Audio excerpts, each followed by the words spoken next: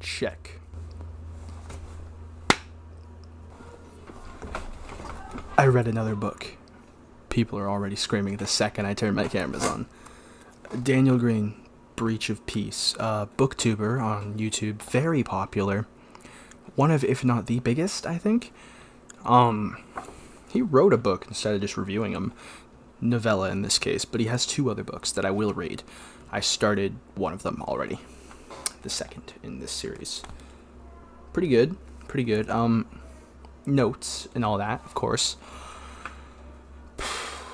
This one's a doozy, alright? Like, you know when you have a solid 7, right? But, like, that feels off here.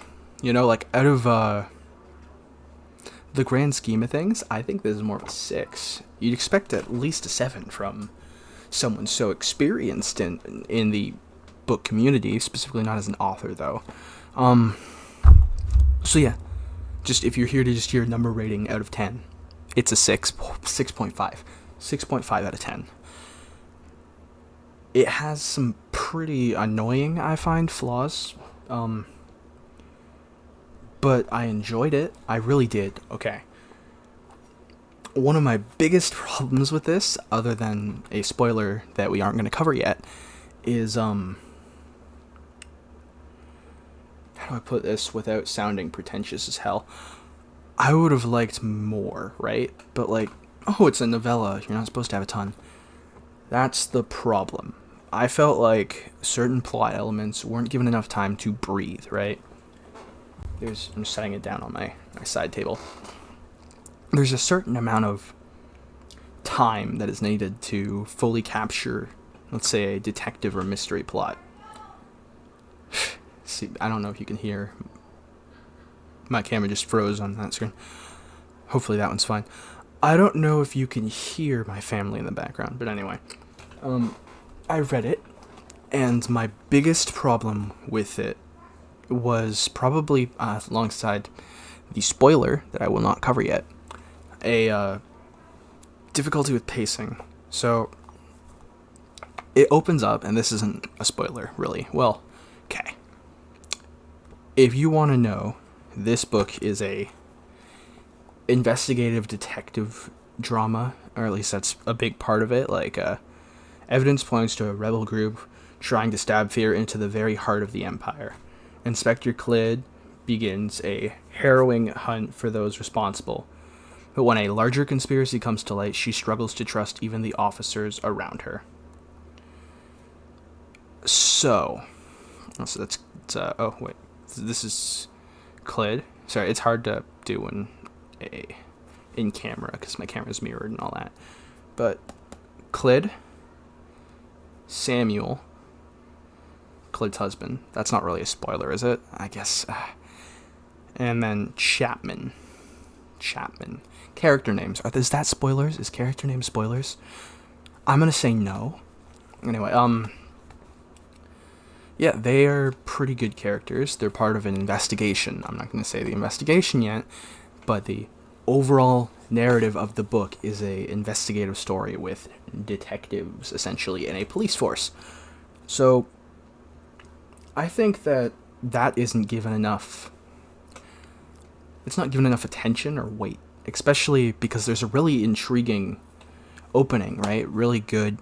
You're like, oh, we're going to be in it. This is going to be a great story, investigative story. And then it's solved pretty quickly, it feels like. I mean, granted, novella. But it really isn't focused on. I feel like there was so much potential for them to go through, talk to people, look for clues, and they didn't.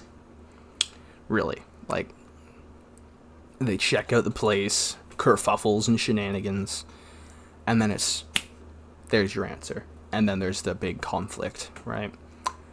The problem is, I feel like it was wholly unearned, right? If we had spent more time on the promise of this book, like, sure, there's the shenanigans and the mistrust and the greater conspiracy, but the promise of the novella is an investigative detective drama. And I feel like it's not fully delivered on, which is why this gets such a low rating from me. Of 6. 6.5 to 6, depending on how I feel at the moment. I still say it's a good book overall. Well, good novella, whatever. A good story overall. I just wish there was more attention and focus put on the actual promise that was made. Like, had we gotten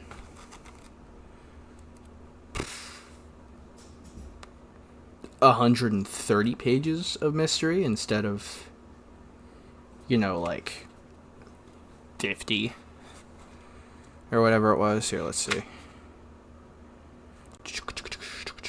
Yeah,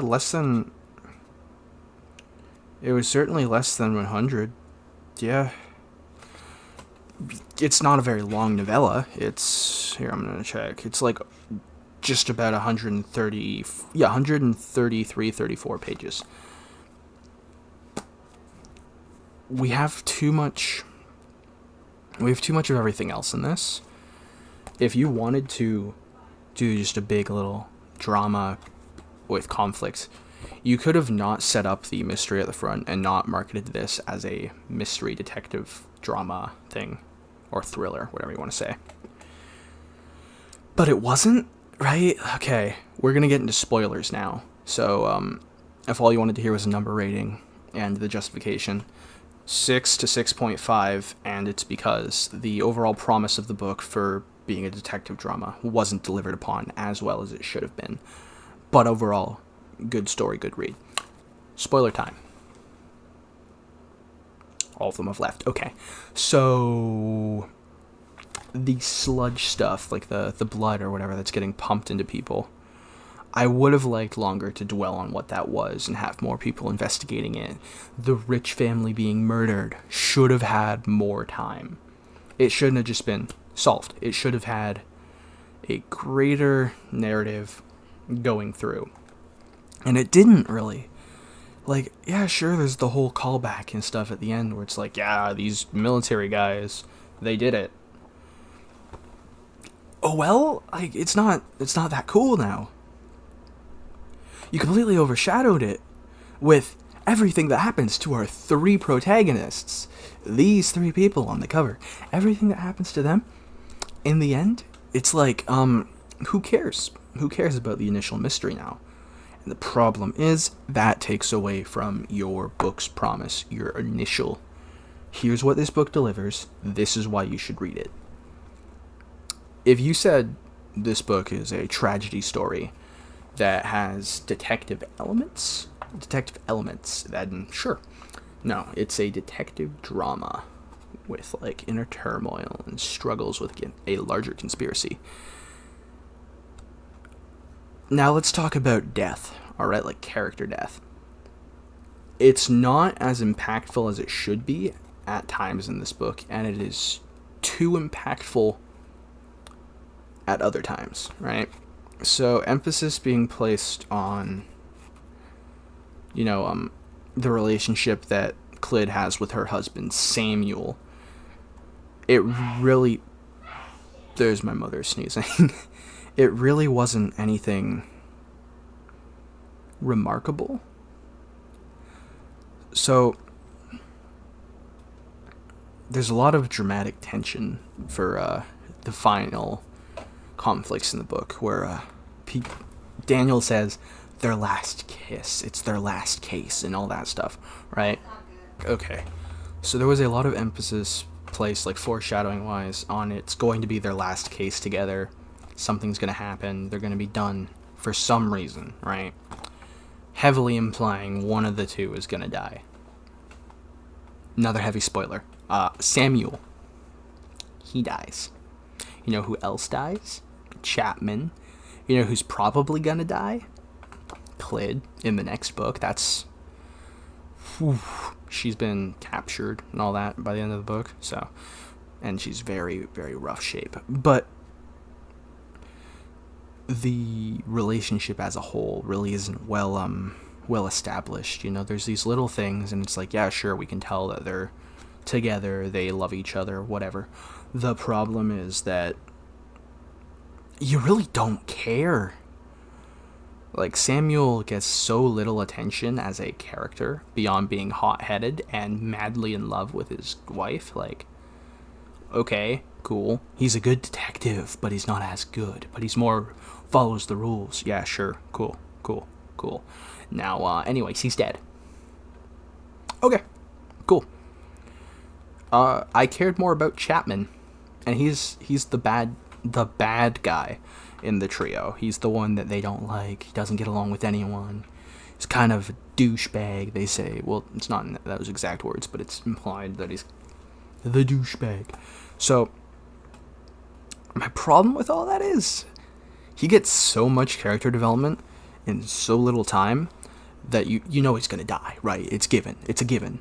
The second it's like Clint pitied that man, his house was clearly just where he slept and ate and all that, right? And how he's trying to figure out how. So in the book, running theme, he's really bad at like interpersonal stuff, but he's really good at his job, right? And he's more of a character. He's more of a person. Samuel is more of a prop, right? So you've got main protagonist, side protagonist in the middle. You know, Chapman, he's solid. He's just a good, fleshed out side character. Prop for the main protagonist. And when you make the love interest feel like a prop, his death really doesn't hit the same as the character that gets so much side development and sacrifices himself for our protagonist. It's not the same. You can't put a similar value onto that, and that's the problem. Your side character, he's part of the main trio, but he's the smallest on the cover for a reason. Your side character, your secondary or tertiary, your tertiary protagonist felt more fleshed out and his death hit harder than your secondary protagonist. And your primary protagonist here, Clyd, she didn't die yet. I think she's dead in the second book. I'm not fully sure yet. I know she's alive. I haven't gotten too far. I'm literally like first chapter. I know she's alive. But much else has not been that well done, you know? Just hasn't been. So, with that being said, this book, it's like, the story's cool, the premise is cool, the world seems interesting, the characters could be interesting if given proper attention. This book could have been great. This book could have easily been a solid 9. Easy. Minimal. With this type of world, this type of setting, this specific plot, these characters. But the problem is you didn't do it. You wrote a novella instead of a novel, and the whole story, your characters, your world, your story, suffered for it. Greatly suffered for it. If this book had another 30 pages even,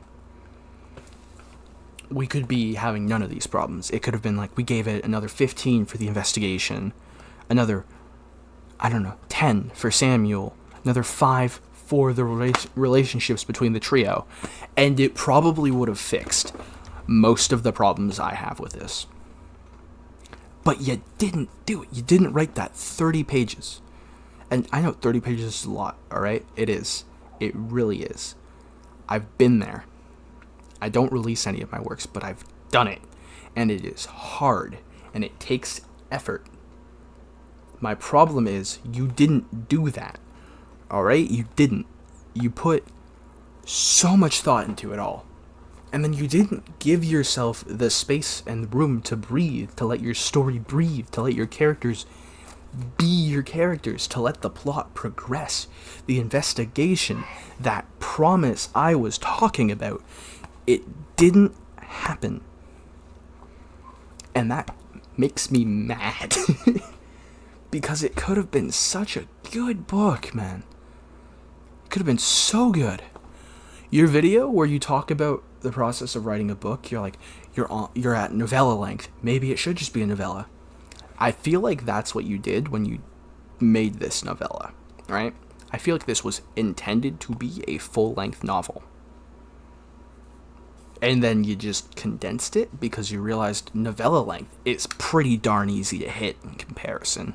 Your other books are over 500 pages each, all right? So clearly you can do it. People are against rewrites and, changing your story retroactively. This book, if you took it and adapted it into a novel that's twice the length, right? I'd buy it again. I'd read it again because I'd want to actually get the full experience. This is one of those rare exceptions where I think if you did it over again, it would genuinely be so worthwhile for everyone who's giving it a chance. The quality of this book, right? It's been questioned. I'm not questioning your writing chops. I'm not questioning the quality. I'm questioning the amount of effort put in, because if you had done that extra 30 pages, it would have delivered on everything. Right? I don't care that people don't like certain character traits. I've seen the posts where people were like, oh, Clid lights too many cigarettes without realizing it. And it's like, okay, yeah, that's a character trait that he kind of leans on a bit. All right, Daniel leans on certain things. Like, you can see so heavily. It's very obvious that it's a character trait he relies on. She's smoking a cigarette on the cover. I don't care. If you lean on certain character traits to make them seem more fleshed out and be consistent within the length of a shorter novel or novella, I do not care. I get it. But when you detract from everything else for the sake of novella length instead of short novel, and the whole thing suffers, it's not okay. Like, it's an okay read. And it could have been up there. Chapman dying and it hitting harder than Sam dying was not expected. I thought the whole trio was going to die, I'll be honest. But I like that you gave him a sort of redemption at the end, The redemption is pretty good. Would have liked to have more of it explored. I would have liked to have his character explored. You know what? Give me a side novel, Daniel. If you don't want to redo this, give me a side novel that is a prequel about Chapman and how he gets disenfranchised with everything and joins the rebellion while still being a top-tier investigator. All right? If you show me how he functions in the system as one of the best, and you also show me how he's disenfranchised and he's part of a rebel group, but then he still ends up sacrificing himself for his co-workers in the end, that would be a very good book. And I think a prequel to this could also redeem it. Give me the character development, give me some more investigative stuff. If you give us a prequel that goes entirely through all of this stuff, but like, it gives us the investigation, and it gives us more about Chapman, because at this point I think Samuel, he might as well just be a prop, alright? Focus on what you have interesting. If you give us a Chapman novel, or heck, a Chapman novella, where it's focused entirely on an investigation that causes him to join a rebel group through the course of the investigation, like it's slowly indoctrinating him into the rebel group, that'd be sick. I would read the hell out of that. And it would bring this novella up by doing that. It would literally elevate this to like an 8. The problem is, because we don't get the investigation, and the characterization is not enough. Like, Clid I think is mostly realized, and she's alive, so I can forgive her character not getting a ton of attention compared to what normal protagonists would. Samuel, you know what, he dies, and he really is more of a prop. And if that's how you want to play it, you played it well. You made him a great prop. He's got enough character to not be a board, but that's all he needs, I guess, right? Chapman, give us another novella. focused on him, that delivers on the promise of an investigation that is drawn out through the course of the novella, and shows at least why Chapman's sympathetic to the rebel group. If you can't write the full thing in a novella length, give us either a novel or give us a novella about an investigation that shows him and makes him sympathetic. Don't even make him join the rebels at that point, if you can't fit it into the book length that you're gunning for. So, I mean, you can tell, like, I'm mad, and this book upset me in the sense that it needs more. But I'm wanting more, right? Which is why it's not a bad thing. Like, it's a 6 out of 10, but it is a good book, right? Any book that leaves you wanting more, if it's wanting more of them, like if it's like, oh, that book just sucked in every regard, it's lacking, I want something better. But no, this, I loved it, but it needs so much in terms of content. The content itself that's in this is solid. The problem is there's not enough of it.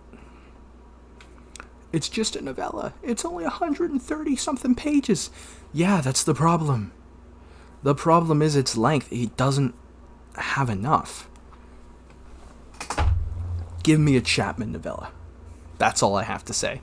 6 out of 10. Give me a Chapman novella. It'll probably end up being an 8 then. Do it. Do it, Daniel. Do it. Please, please. I'm begging you. Please do it. Please. Otherwise, yeah, good read. I enjoyed it. Thanks for watching. I know this was a bit rambly, and I know it's been over 2 months now since I uploaded. College exams. Yeah. Bye.